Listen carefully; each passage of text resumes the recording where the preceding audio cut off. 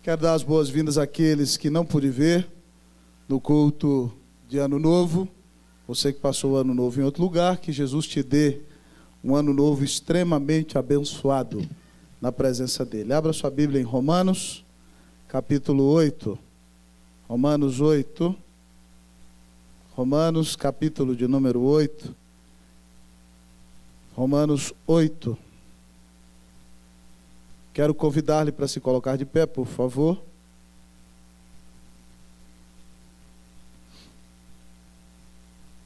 Nós vamos ler 2 versículos deste capítulo tão precioso das Sagradas Escrituras. Romanos, capítulo 8, nós leremos o versículo 38 e o versículo 39. Romanos 8, 38 a 39. Leiamos todos de uma só voz. Assim diz a palavra do Senhor: porque eu estou bem certo de que nem a morte, nem a vida, nem os anjos, nem os principados, nem as coisas do presente, nem do porvir, nem os poderes, nem a altura, nem a profundidade, nem qualquer outra criatura poderá separar-nos do amor de Deus que está em Cristo Jesus, nosso Senhor. É tão bonito esse texto. Vamos ler de novo? Vamos ler comigo?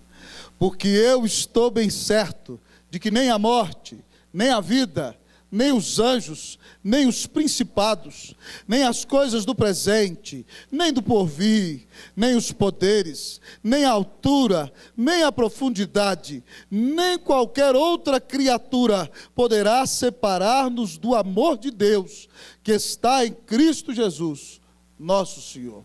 Oremos ao Senhor uma vez mais, meus irmãos. Quero convidar você a fechar seus olhos. Nós vamos falar com o Senhor nessa noite. Oremos. Pai, nós te agradecemos, Deus, nesta noite, pela graça de Jesus, pelo teu amor, Senhor. Deus, aqui estamos nós, começando um ano mais em adoração na tua presença. Neste dia do Senhor, para te adorar, para te exaltar, para te bendizer, para te louvar, para derramar o ser e a alma, o coração diante da tua presença. E, ó grande Deus, nós só podemos fazê-lo por causa desta pessoa tão bendita e maravilhosa que é Jesus Cristo, teu Filho amado. Muito obrigado pelo teu maravilhoso amor ao enviar o Cordeiro ao mundo. Ó Deus, ó Pai, ao cravá-lo numa cruz, recebendo ira no nosso lugar. Graças ao teu nome, ó Deus, glórias ao teu nome, porque tu ressuscitaste e porque na sua vida nós temos vida. Deus, muitas vezes a vida é caracterizada neste mundo por angústias, por adversidades, por atrocidades. Deus, hoje nós ligamos o noticiário e de repente só vemos notícias ruins, meu Deus. Temos as nossas lutas pessoais, há lutas ao redor do mundo. Ó Deus, e se nós olharmos para as circunstâncias e para tudo que está ao redor de nós, nós seremos, ó Deus, esmagados com tantas tragédias, ó Deus, que nos cercam. Mas no meio de tudo isso, aparece o Senhor dizendo que nos ama a ponto de dar teu Filho por nós. Senhor, nessa noite, toma esse teu filho pecador, Deus, toma o teu povo que peca contra ti, lava-nos no sangue do Cordeiro, que a unção do Espírito, a pessoa bendita e maravilhosa do Espírito Santo, faça perceber a sua presença aqui nessa noite, enquanto ouvimos a tua palavra. Tudo isso nós te pedimos em nome de Cristo Jesus, para a glória do Senhor Jesus. Amém. Podem sentar, amados irmãos.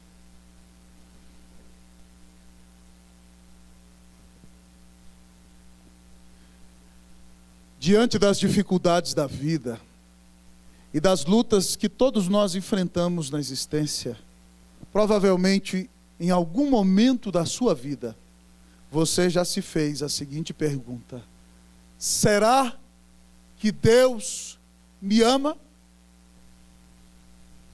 E quando tudo parece dar errado, quando as lutas batem à sua porta, seja talvez uma enfermidade inesperada, seja a perda de alguém que você ama, seja uma separação abrupta que marca o seu coração, seja uma frustração profissional, ou um grande problema emocional, em grandes momentos de angústia e dor, por causa do seu coração pecador, você já duvidou do Senhor e se perguntou: será que Deus me ama?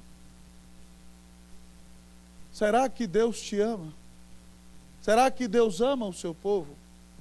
Este texto que nós lemos, queridos irmãos e irmãs, traz uma resposta gritante para cada um de nós, não mostrando que Deus somente nos ama, mas o texto vem dizer que Deus te ama com imenso amor.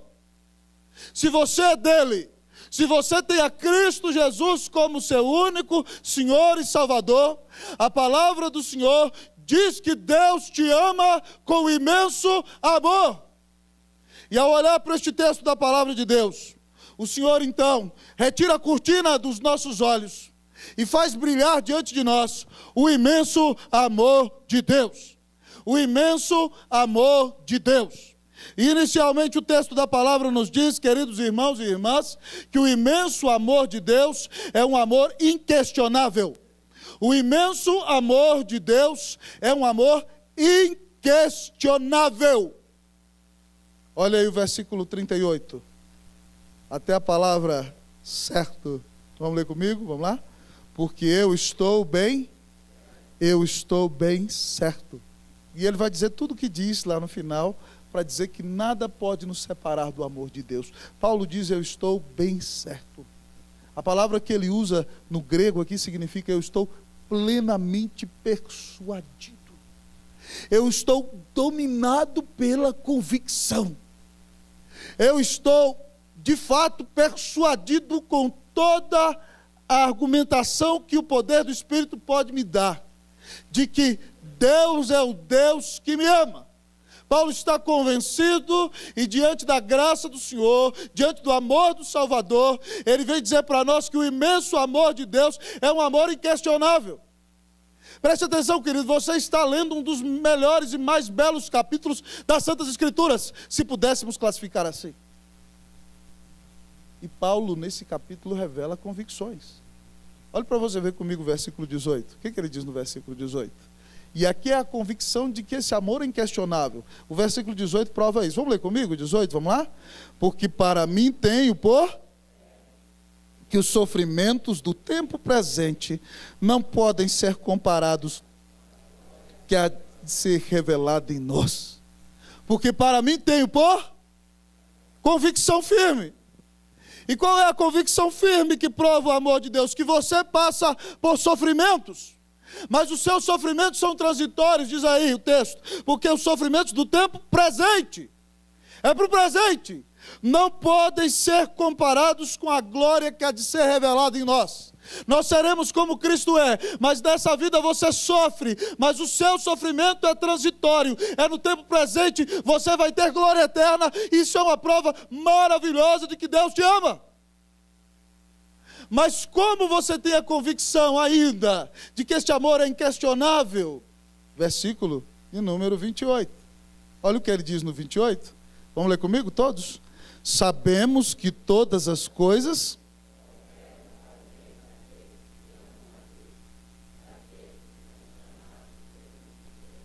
Sabemos, nós sabemos, nós temos a plena convicção de que todas as coisas, não importam as circunstâncias, cooperam para o bem daqueles que amam a Deus, cooperam para o nosso bem. Nada acontece por acaso na sua vida, cristão. É isso que Paulo está dizendo.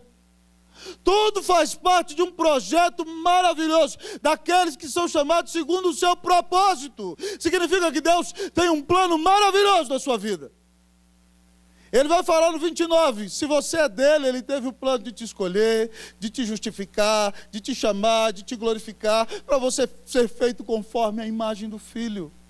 Mas Paulo tem plena convicção de que Deus nos ama, porque o sofrimento meu e seu é transitório, porque Deus tem um plano maravilhoso na nossa vida, porque Ele deu seu Filho na cruz do Calvário em nosso lugar, Meu querido irmão, minha querida irmã, a palavra de Deus é muito clara ao dizer para nós que o amor de Deus é imenso e Ele é um amor inquestionável. Nunca ninguém te amou como o Senhor. João, na sua primeira carta, diz: vede que grande amor nos tem concedido o Pai, a ponto de sermos chamados filhos de Deus. Portanto, querido irmão, se você está passando por alguma angústia nessa noite, se você está passando por uma dor, se você está vivendo um momento de perda, se você está enfrentando um conflito relacional, se você recebeu a notícia de uma triste enfermidade e antevê que os próximos meses serão meses marcados pela nebulosidade na sua vida, preste atenção, eu quero dizer para você que Deus te ama. E o amor de Deus por você é um amor inquestionável. Não duvide do amor de Deus. Não deixe de crer na sua bondade. Ainda que o Senhor te visite com uma providência carrancuda, ainda que as circunstâncias aos seus olhos não pareçam as mais memoráveis, mas preste atenção em nome de Jesus nesta noite. Nunca ninguém te amou como Salvador. Paulo repete: sabemos, sabemos, sabemos, sabemos. Você sabe que Deus te ama. Você sabe que Ele deu Jesus por você. Então, na hora da dor, não caia na conversa do inimigo, mas tenha plena convicção. Alguém que tem plena convicção de que este amor de Deus é um amor inquestionável é nosso querido irmão Jó, que depois de Cristo Jesus foi a pessoa que mais sofreu na história da humanidade. Você se lembra que a Bíblia diz, o próprio Deus fala que Jó é um homem íntegro, reto, temente a Deus e que se desvia do mal. Um dia Satanás vem no meio dos anjos e se encontra com Deus, e Deus fala: observaste meu servo Jó, homem íntegro e reto, temente a Deus, que se desvia do mal. Satanás: Deus, até parece que ele te serve, porque ele te ama. O Senhor deu riqueza para ele, ele é o homem mais rico do Oriente, tira tudo que ele tem, e eu quero ver se ele vai ser fiel ao Senhor. E aí Deus vai falar: pode tocar, pode tirar tudo que ele tem, só não toca nele.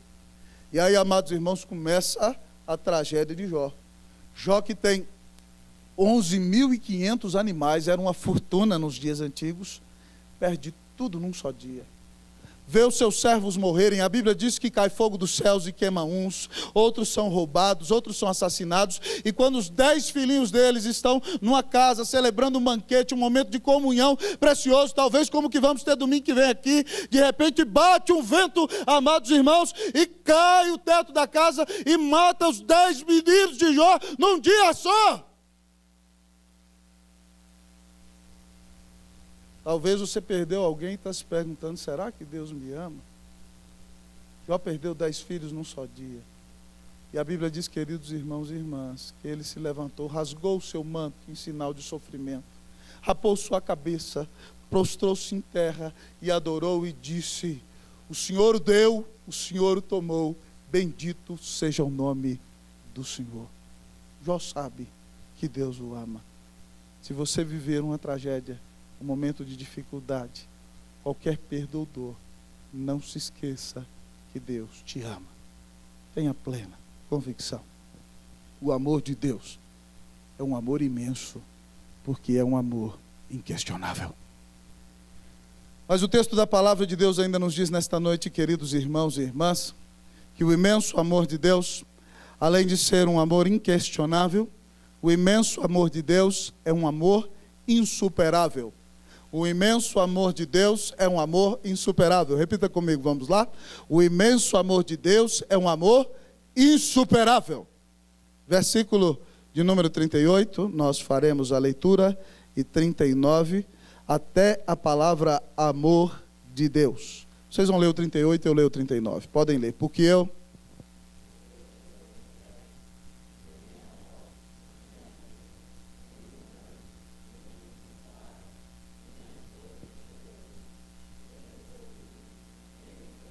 nem a altura, nem a profundidade, nem qualquer outra criatura poderá separar-nos do amor de Deus.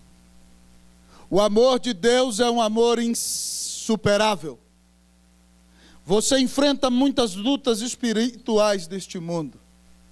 Satanás faz de tudo para te afastar do caminho do Senhor.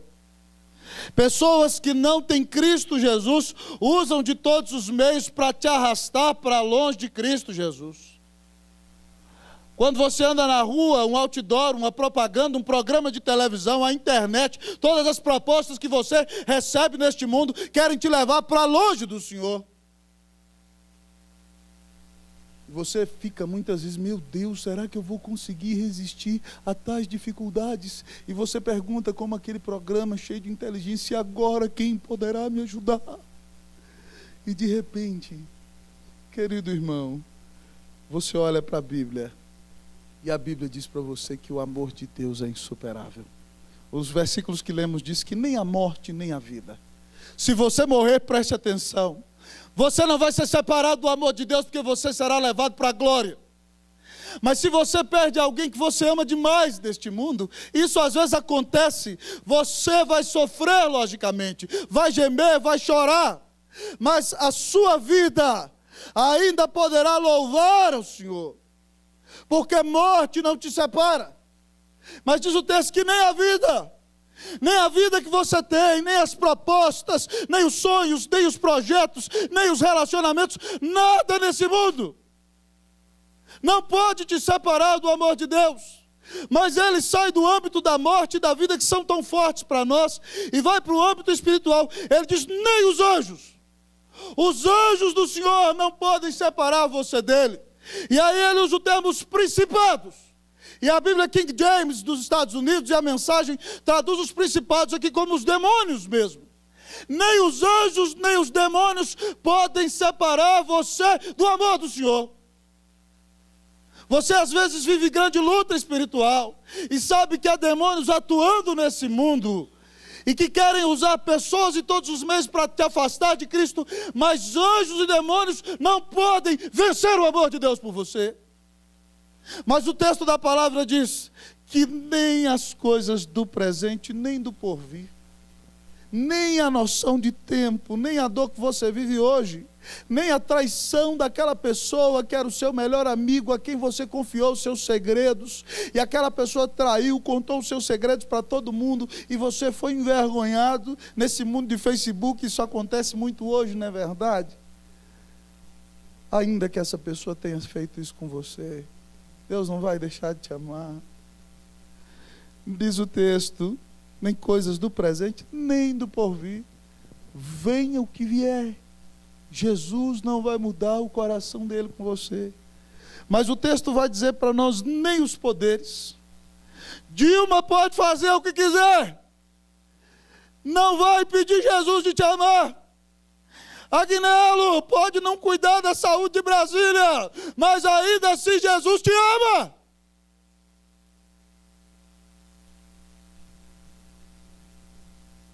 Mas o texto continua a falar que nem a altura, né? O homem agora viaja de avião, já foi na lua. Eu não sei se você lembra, querido amigo, no ano de 1969, eu não era nascido, mas eu lembro, para você ter ideia.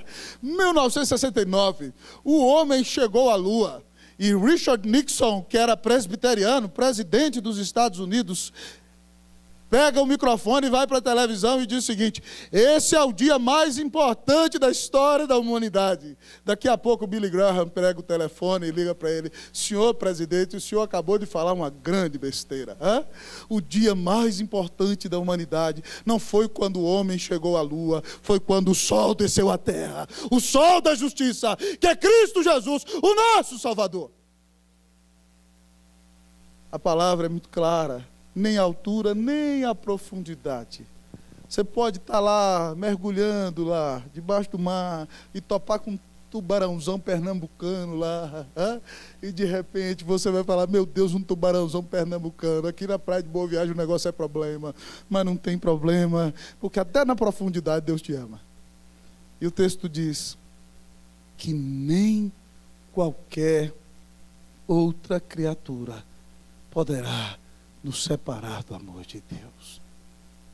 Eu não posso separar minha esposa do amor de Deus, louvado seja Deus por isso. Ela também não pode me separar do amor de Deus. Por isso os versículos 35 e 36 fazem a pergunta, irmãos: quem nos separará do amor de Cristo? Será a tribulação? A luta que você está enfrentando, a luta externa. A palavra para tribulação no grego é ser espremido mesmo. Será que esse negócio que está espremendo você pode separar você do amor de Cristo? Angústia é algo interno, é uma angústia, uma espada que atravessa a alma, é aquela ansiedade que te leva a dizer: ai, e agora? Será que eu vou conseguir? Angústia, a depressão não pode separar você do amor de Cristo. Será perseguição, fome, nudez, perigo nesse mundo, espada. Quem te separará do amor de Cristo? Eu quero dizer para você, querido, que o amor de Cristo é um amor insuperável. Isaías foi um dos maiores artistas de palavras da história do Antigo Testamento. Ele tinha o poder de pintar quadros com palavras diante dos nossos olhos. E certa vez, ele pintou um quadro. E no quadro que ele pintou havia uma mamãe. E aquela mamãe estava com seus filhos nos braços, dando de mamar ao seu pequeno. E aí então ele faz a seguinte pergunta: poderá uma mãe esquecer-se do seu filho de peito que ainda mama? Poderá ela deixar de amá-lo? Pois eu quero dizer para você que ainda que ela deixe de amá-lo, Deus jamais vai se esquecer de você. O amor de Deus é maior do que o amor de mãe. É um amor insuperável. Apesar de você, apesar dos teus pecados, apesar da tua maldade, apesar dos teus desvios, apesar das tentações que você enfrenta, se você é do Senhor, nada na sua vida pode superar o amor de Deus. Não há problema, não há luta, não há batalha espiritual, não há inimigo que possa te arrancar das mãos de Cristo Jesus. Em João 17, Jesus diz que todo aquele que o Pai me dá, esse virá a mim. Ele diz isso em João 6. Em João 10, ele diz o seguinte: que todo aquele que o Pai me dá, ninguém pode arrebatar das mãos do Pai. Se você é de Jesus, ninguém tira você das mãos de Jesus. Então, irmão, preste atenção. Quando vier esse problema que você está enfrentando, para com essa bobeira. Para com esse desespero. O sujeito não tem nem cabelo como eu. Quer arrancar os cabelos. Para que isso? Que coisa feia, rapaz. Você tem Jesus, você é amado por Deus. Nenhum problema, nenhuma angústia, nenhum engano, nenhuma luta, nenhuma dor, nenhum sofrimento, nenhuma perda, nenhuma traição vai te afastar de Jesus. Se você é dele, nada te tira dele. Mas você precisa saber, se você é dele, você é dele? O amor de Deus é um amor imenso, porque é um amor insuperável. Coragem, irmão, creia, sai desse desânimo, levanta dessa depressão. Deus nunca vai deixar de amar você, apesar de você. O amor de Deus é um amor imenso. E o imenso amor de Deus, além de ser um amor inquestionável, e além de ser um amor insuperável, o imenso amor de Deus é um amor cristocêntrico. O imenso amor de Deus é um amor cristocêntrico. O imenso amor de Deus é um amor cristocêntrico. Leiam para mim, amados irmãos, versículo 38 e 39. Todo o texto, por favor, vocês podem ler. 1, 2, 3, leiam. Por quê?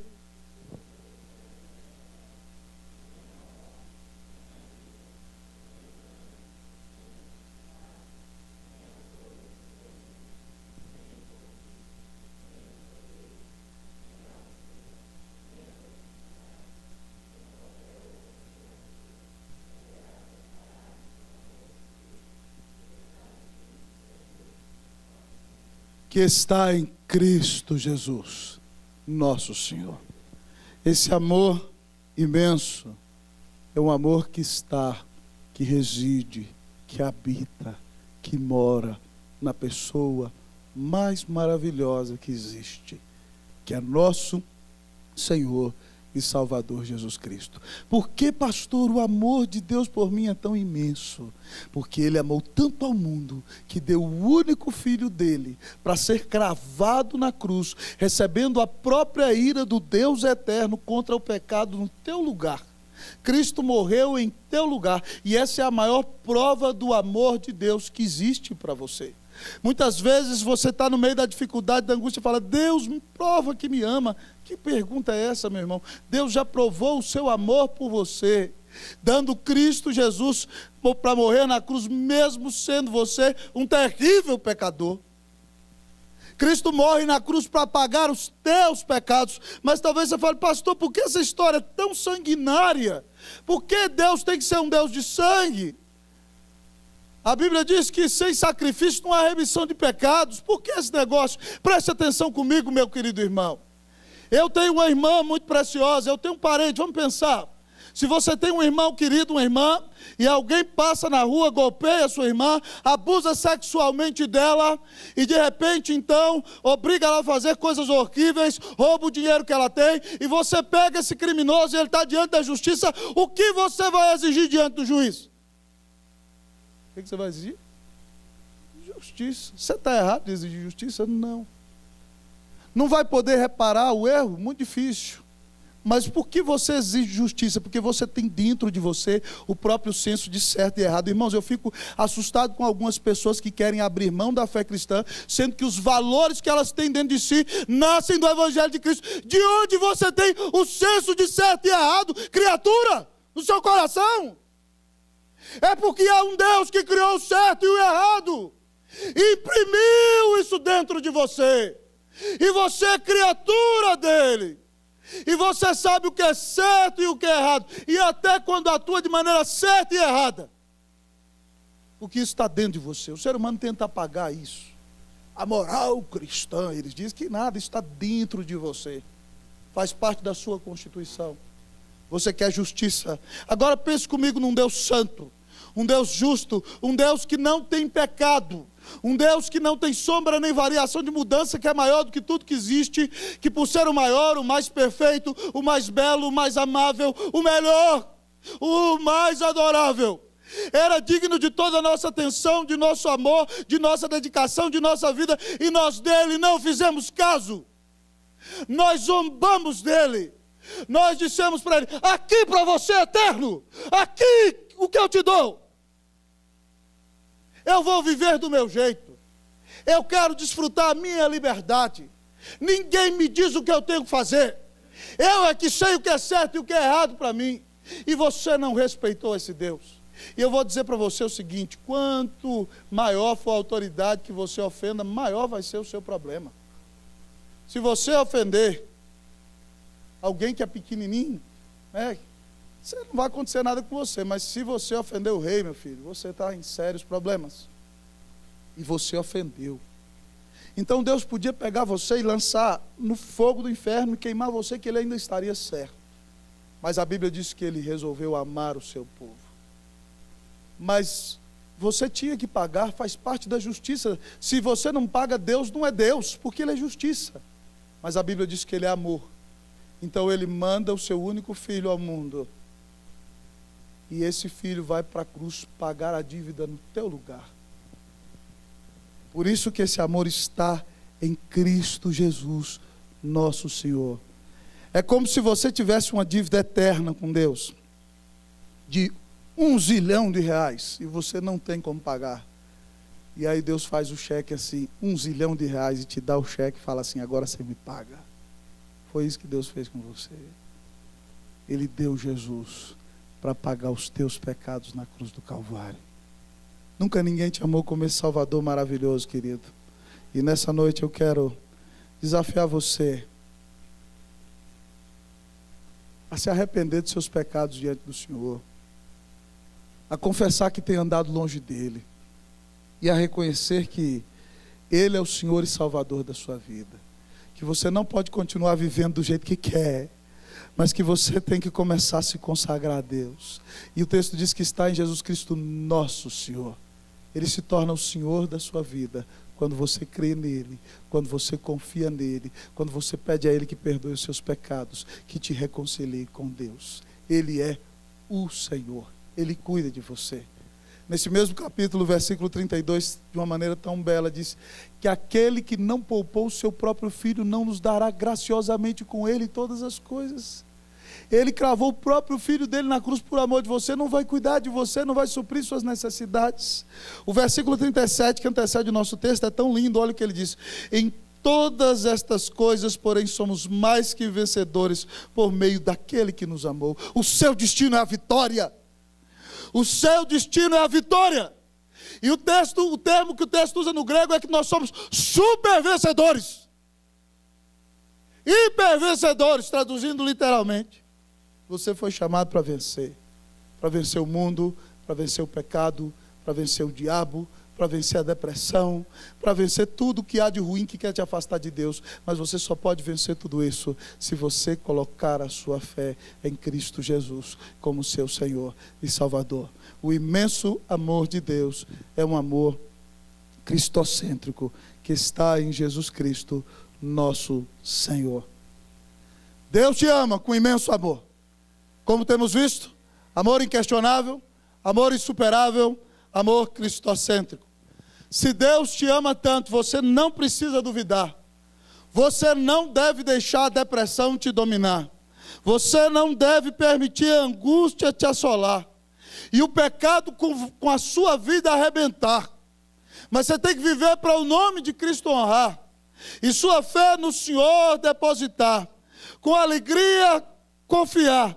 E então surgirá na sua vida o verdadeiro amor por aquele que te quis salvar, que deu a vida na cruz por amor de você.